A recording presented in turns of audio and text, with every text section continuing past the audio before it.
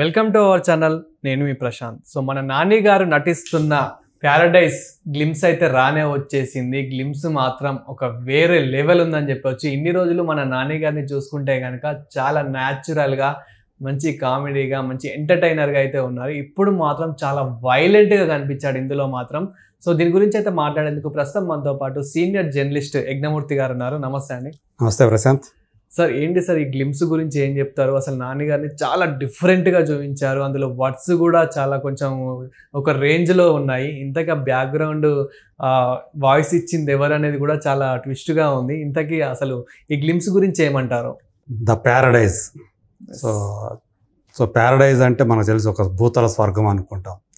కానీ ఇక్కడ ఈ టీజర్ చూస్తే, మనకి చిన్న టీజర్ చూస్తే అసలు ఆ ప్యారడైజ్ అనే దానికి పూర్తి కాంట్రాస్ట్గా అక్కడ వాతావరణం అంతా కనిపిస్తుంది. ఏవో మనకి మురికివాడలు అంటాం కదా, అట్లాంటివి. బాంబేలో ధారావి అని చెప్పేసి ఒక మురికివాడ లాంటిది ప్రాంతం ఉంది. అలాంటిది చూస్తే ఇది మొత్తం ఒక మురికివాడలో జరిగేటువంటి కథలాగా మనకు అనిపిస్తూ ఉంది. నాని అసలు ఆయన గెటప్పే వేరే లెవెల్లో ఉంది. అంటే అసలు నానిని ఇలా కూడా చూడొచ్చా మనం అనేటట్లుగా ఆయన గెటప్, ఆ జడలు అల్లినటువంటి జుట్టు, షర్టు లేకుండా అంటే టాప్లెస్గా ఒక ప్యాంటు మీద ఒక గన్ను పట్టుకొని, అది AK-47 గన్ను పట్టుకొని అతను కనిపిస్తూ ఉండటం. అంటే ఇదే ఈ సినిమా డైరెక్టరు శ్రీకాంత్ ఓదిల. ఇదే డైరెక్టర్ దసరా అనే సినిమాతోటి నానిని ఇంకో వేరే లెవెల్లో ఆల్రెడీ చూపించాడు. గతంలో అతను కొంచెం మాస్ ఫిలిమ్స్ చేసినప్పటికీ కూడా, నేను లోకల్ లాంటి సినిమాలు చేసినప్పటికీ కూడా వైలెన్స్ మిక్స్ అయినటువంటి ఒక రగ్గుడు స్టోరీ చేయటం మాత్రం దసరాయే ఫస్ట్ టైం చేశాడు నాని. సో ఆ సినిమా అప్పటికి అది బిగ్గెస్ట్ గ్రాసర్ ఆయన కెరీర్లో. సో అలా ఆ దసరా మూవీలో ఆయన చూపించినటువంటి, పైగా అందులో ఆయన క్యారెక్టర్ కూడా మనకు తెలుసు. తను ప్రేమించినటువంటి అమ్మాయిని తన స్నేహితుడు కూడా ప్రేమిస్తాడు.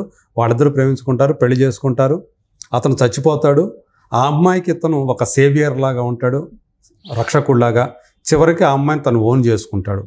ఇలాంటి ఒక డిఫరెంట్ క్యారెక్టరైజేషన్లో కూడా మనం దసరాలో చూసాం ఆయన్ని. సో ఇప్పుడు చూస్తే ఇది వచ్చే సంవత్సరం అంటే 2026లో 3వ నెలలో, అంటే మార్చి 26వ తేదీ, 26/3/26 ఆ డేట్కి వస్తుందని కూడా అనౌన్స్ చేశారు. ఇంకా 1 year పైనే ఉంది. అయినప్పటికీ కూడా అంటే ముందే ప్రిపరేషన్ అనమాట. మనకి ఎలా కనిపించబోతున్నాడు ఈ ప్యారడైజ్ అనే సినిమాలో నాని అనేది ఒక చిన్న, మీరు అన్నట్టు ఒక శాంపిల్ గ్లిమ్స్ అనమాట. ఒక దృశ్యమాలికతోటి మనకి చూపించేశారు.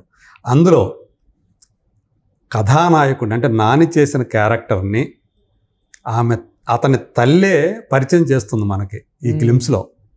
సో అందులో ఆమె శ్రీకాంత్ ఓదిల క్యారెక్టరైజేషన్ అంటే మామూలుగా మనకి చందమామ అంటే తెల్లని, ఎవరన్నా ఒక కలర్ గురించి గొప్పగా చెప్పుకుంటే తెలుపు గురించి చెప్తూ ఉంటారు, అదే గొప్పగా చెప్తూ ఉంటారు. చీకటిని ఒక నెగిటివ్ ఫోర్స్ లాగా చెప్పడం అనేది మనకి ఇప్పటిదాకా అలవాటైంది. కానీ చీకటి కూడా హీరోనే, చీకటి కూడా ఒక హీరో లాంటిదే అని అతి కొద్ది మంది మాత్రమే చెప్పగలుగుతారు. అలా ఆమె చెప్పడం పరిచయం చేయటమే. చరిత్రలో అందరూ చిలకలు పావురాలు గురించి రాసిండ్రు, కానీ గదే జాతిలో పుట్టిన కాకుల గురించి భయం కలిగి రాయలే. గిది కడుపు మండిన కాకుల కథ, జమానాకెలియే నడిచే శవాల కథ, అమ్మ రొమ్ములో పాలు లేక రక్తం పోసి పెంచిన ఒక జాతి కథ.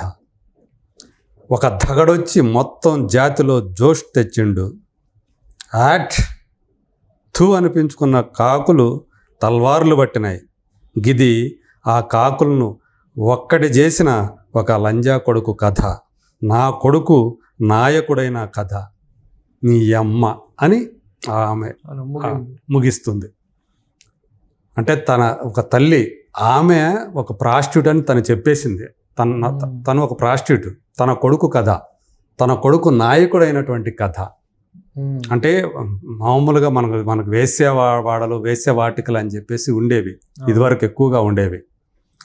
మనకు తెలుసు ముంబై రెడ్ లైట్ ఏరియాల గురించి. అలాగే ఆంధ్రప్రదేశ్లో కూడా కొన్ని ప్రాంతాలు ఉన్నాయి అలాంటివి.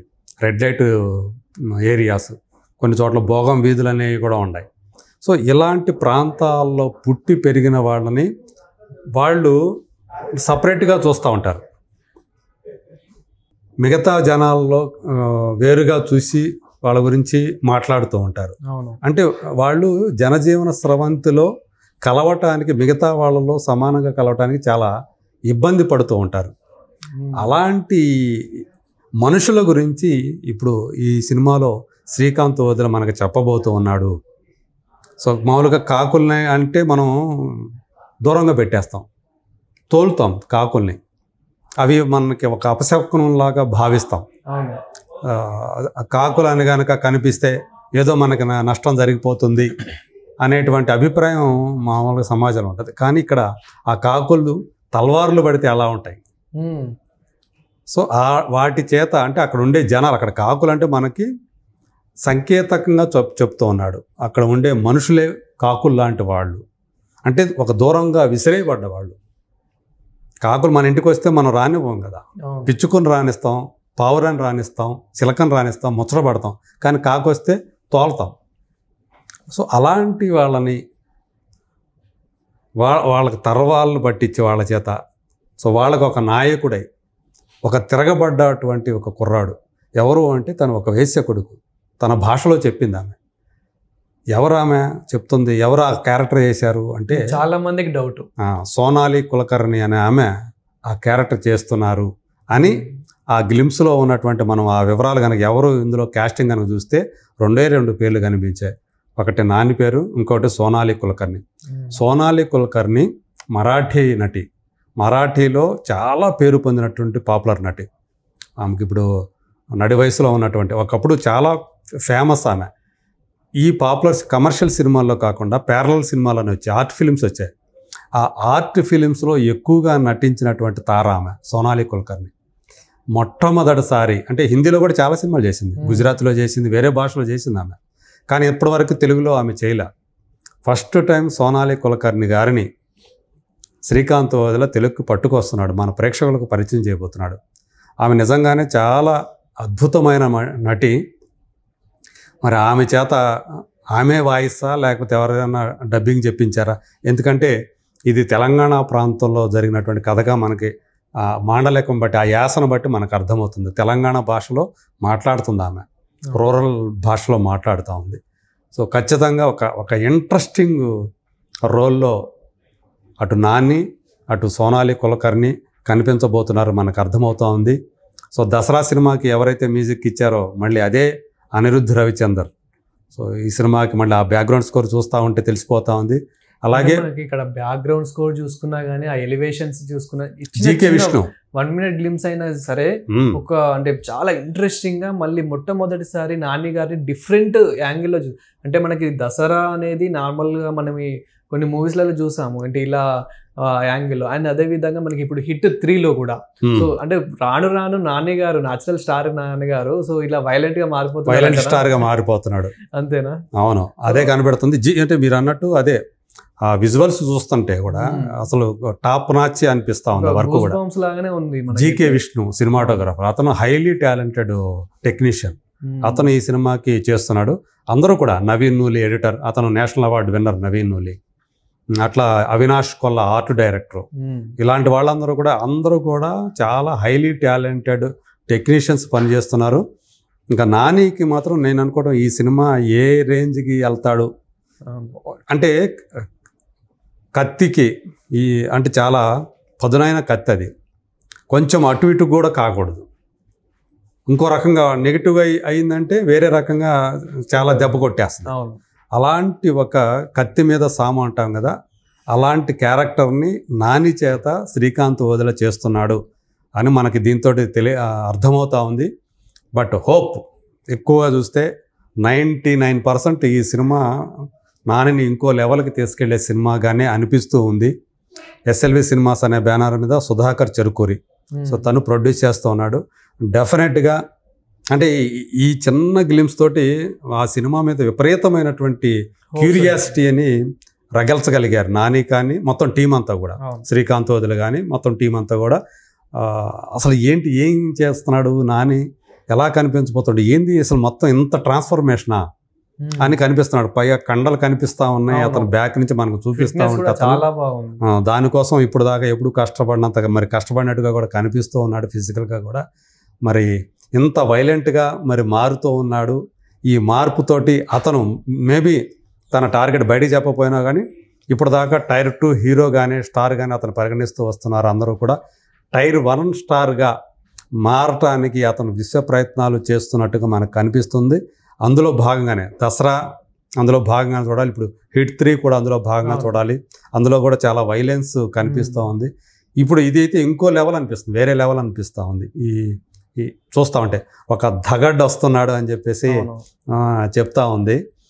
మరి అలాంటి వాడు ఎలాంటి అంటే ఒక విప్లవం తీసుకొచ్చేవాడు, ఒక నిజంగానే సమాజంలో అంటే తన సమాజానికి తను నాయకుడు అవుతాడు.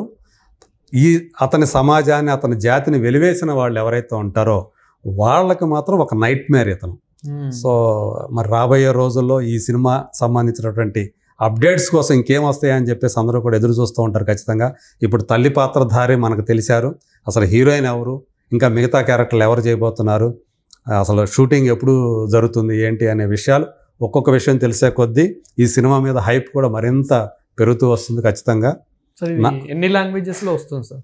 మేము ఖచ్చితంగా దీన్ని చూస్తామంటే ఇది ఖచ్చితంగా పాన్ ఇండియా లెవెల్లో పాన్ ఇండియా రిలీజ్ సినిమాగానే మనకు కనిపిస్తూ ఉంది. నో డౌట్ నాకైతే నాని మరో స్థాయికి ఈ సినిమాతోటి వెళతాడు ఖచ్చితంగా అనేటువంటి అభిప్రాయాన్ని నమ్మకాన్ని ఈ టీజర్ అయితే కల్పిస్తుంది. Thank you sir. Thank you.